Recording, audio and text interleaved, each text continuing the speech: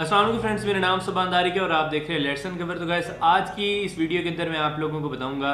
कि कुछ ऐसे बायर्स होते हैं जिनके साथ आप लोगों को काम नहीं करना चाहिए। वो किस किस तरह के बायर्स हैं वो सारे इस वीडियो के अंदर मैं आप लोगों को डिस्कस करूंगा अभी। तो अगर आप इस चैनल के ऊपर नए हैं तो इसे सब्सक्राइब कर लें, क्योंकि मैं मनी मेकिंग और फ्रीलांसिंग से रिलेटेड बहुत सारी वीडियोस आप लोगों के लिए लेके आता रहता हूँ, जो कि आप लोगों के लिए बहुत ज़्यादा हेल्पफुल होती हैं अर्निंग स्टार्ट करने के लिए। तो अगर आप लोगों का कोई क्वेश्चन है तो नीचे कमेंट करें, मैं आप लोगों को वहाँ पर जवाब दूंगा। तो वीडियो को स्टार्ट करते हैं। तो सबसे पहले तो मैं आप लोगों को ये सजेस्ट करूंगा कि आपकी अगर सर्विस की प्राइस जो है वो बहुत ज़्यादा है, फॉर एग्जांपल $50 से अबव है या $100 से अबव है, तो मैं आप लोगों को सजेस्ट करूंगा कि आपके पास अगर कोई पाकिस्तानी, इंडियन या एशियन बायर कोई भी आता है तो आपने बहुत ज़्यादा ध्यान करना है। तो एक्चुअली जो इस तरह के बायर्स होते हैं जो आपको मैसेजेस करते हैं और आपसे आपकी सर्विस के बारे में पूछते हैं, तो आपको मोस्टली इस चीज़ का अंदाज़ा होना चाहिए कि वो आपकी सर्विस के बारे में इंफॉर्मेशन चाह रहे होते हैं। आप अपने प्रीवियस सैंपल्स अगर उनके साथ शेयर करते हैं, जो आपकी जो सर्विसेज दे रहे हैं उससे रिलेटेड कोई एक आप सैंपल शेयर करते हैं, तो उन्हें पता चल रहा होता है कि कौन सी चीज़ आप सेल कर रहे हैं, तो सेम उसी तरह की चीज़ें वो सेल करना शुरू कर देते हैं। एक आपको छोटी सी एक और बात बताता हूँ कि एक ग्रुप के अंदर एक बंदे ने पोस्ट की हुई थी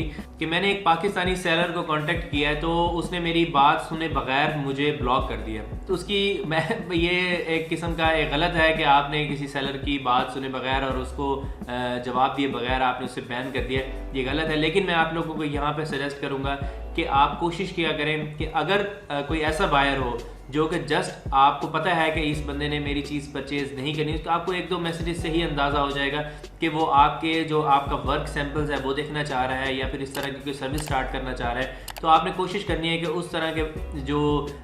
बायर्स हैं, आपने जस्ट उन्हें पहला मैसेज करने के बाद आप मोस्टली उन्हें थोड़े बहुत मैसेज करें और उन्हें मैसेज का ज़्यादा रिप्लाई ना करें। आपके रिस्पॉन्स रेट पे इस पर कोई इफेक्ट नहीं पड़ेगा। अगर आपने पहला मैसेज उस बायर को कर दिया, उसके बाद अगर आपको बहुत सारे मैसेजेस आप देख भी रहे हैं, आप नहीं भी कर रहे, तो आपके रिस्पॉन्स रेट पे कोई प्रॉब्लम नहीं आती। मैं भी इसी तरीके से करता हूँ। आपको मैंने अपनी एक पुरानी वीडियो के अंदर बताया था कि कम्युनिकेशन स्किल्स अगर आप लोगों के बहुत ज़्यादा अच्छे हैं तो आप लोगों को फ़ौरन पता चल जाएगा कि कौन सा बंदा आपकी सर्विस के ऊपर आके इसने चीज़ परचेज करनी है या ये जस्ट मज़े लेने के लिए आया हुआ है, या फिर ये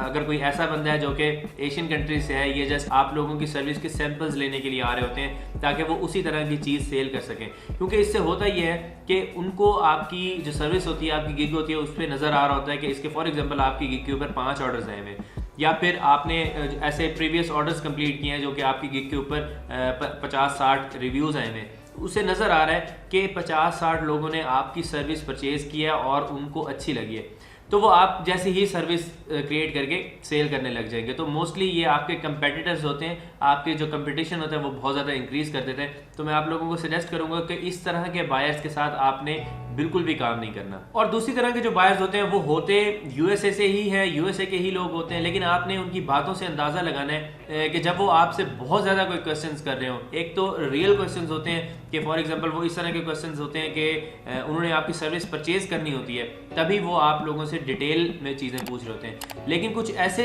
बायर्स होते हैं जिनको जो जानबूझ के आप लोगों के साथ एक धोखा करना चाह रहे होते हैं। आप कोशिश ये किया करें कि जब भी एशियन कंट्री के अलावा कोई भी आपको बायर कांटेक्ट करे, तो आपने जो अपने प्रीवियस वर्क के जितने भी सैंपल्स हैं वो स्टार्ट में ही अपने बायर को या जो बायर आपसे कांटेक्ट कर रहा है उसको शो कर देना है और उसे ये कहना है कि जो मैं चीज़ आप लोगों को दिखा रहा हूँ आपको इसी तरह की ही चीज़ मिलेगी। हाँ, अगर वो छोटी मोटी चेंजिंग्स चाह रहे हैं तो वो ऑब्वियसली आप उस गिग के अंदर, आप उस अपनी सर्विस के अंदर करके दे सकते हैं। लेकिन अगर उन्हें जो काम आपने प्रीवियस किया है वही आपको पसंद नहीं आया और उसके बावजूद भी आपको ऑर्डर दे रहे हैं, तो आपको ये चीज़ समझ जानी चाहिए कि आपको गंदी रेटिंग मिलेगी। क्योंकि जब वो बायर को स्टार्ट में ही चीज़ पसंद नहीं आई और आप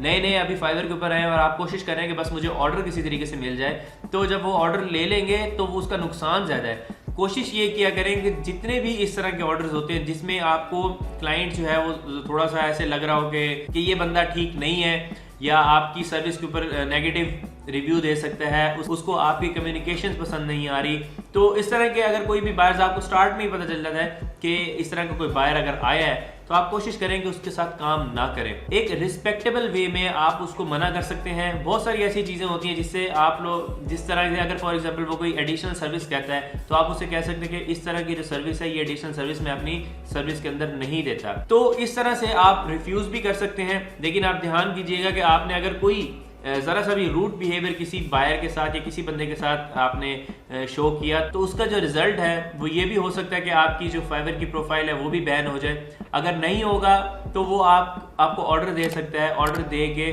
कोई एक गंदा रिव्यू दे सकता है। फॉर एग्जांपल आपकी गिग अगर $5 की है तो $5 का ऑर्डर देने में उसे कोई प्रॉब्लम नहीं होगी। बाहर के लोगों के लिए $5 कुछ भी नहीं होते। तो आपने अगर गिग की प्राइस ज़्यादा रखी हुई है तो ऑब्वियसली वो गिग की प्राइस पे पहले देखेगा कि इतनी ज़्यादा पैसे मेरे पास जेब में है भी सही कि नहीं है। अगर $5 है और आपने फिर भी उससे बदतमीजी कर दी तो आपकी जो प्रोफाइल है उस पर वो ऑर्डर दे के एक नेगेटिव रिव्यू दे के जा सकता है। इस चीज़ को आपने बहुत ज़्यादा ध्यान में रखना है कि अगर कोई इस तरह का बायर आया है तो इन लोगों के साथ आपने काम नहीं करना। तो वैसे कुछ ऐसे बायर्स भी होते हैं जो कि बहुत ज़्यादा कंजूस टाइप होते हैं। आपने अपनी गिग के ऊपर लिखा होता है कि ये $10 की गिग है, लेकिन फिर भी आपके साथ बार्गेनिंग करने लग जाते हैं। तो आपने इस तरह के बायर्स के साथ भी कोशिश करनी है कि काम ना करें। लेकिन कुछ ऐसे बायर्स भी होते हैं जो कि सीरियसली आपसे नेगोशिएट करके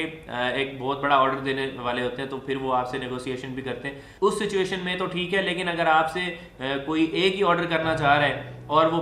$10 की गिग को $5 बना के ऑर्डर करवाना चाह रहा है तो मैं आप लोगों को सजेस्ट करूंगा कि आपने इस तरह का कोई काम नहीं करना। तो ये चंद चीज़ें थी, क्योंकि बहुत सारे लोगों को बायर्स की तरफ से प्रॉब्लम्स फेस होती हैं, तो मैंने सोचा कि मैं आप लोगों को बता दूं कि किस किस तरह के बायर्स के साथ आपको काम करना चाहिए और किस किस तरह के बायर्स के साथ आपको काम नहीं करना चाहिए। तो अगर आप लोगों ने कोई गिग बनाई है, आपको अभी तक ऑर्डर नहीं मिल रहे, आपको समझ नहीं आ रही कि गिग किस तरीके से रैंक होगी, तो उससे रिलेटेड मैंने फाइवर मेथोडोलॉजी सीरीज बनाई थी पूरी। उस सीरीज का लिंक मैं आप लोगों को यहीं कहीं शो कर रहा हूँ, इस पर क्लिक करें और सारी वीडियोस देखने के बाद आप इजीली एक गिग को क्रिएट करके उसको ऑप्टिमाइज करके एक अच्छे ऑर्डर्स तक लेके जा सकते हैं। तो वीडियो का लिंक आपके सामने है, इस पर क्लिक करके जाके आप वीडियोस देख सकते हैं। अगर आज की वीडियो अच्छी लगी इसको लाइक करें, चैनल को सब्सक्राइब करना मत भूलिएगा और आप मुझे इंस्टाग्राम के ऊपर फॉलो कर सकते हैं। अगर आपका कोई क्वेश्चन है तो मैं वहाँ आप लोगों को जवाब दूंगा। नेक्स्ट वीडियो में मिलते हैं, तब तक के लिए अल्लाह हाफिज़।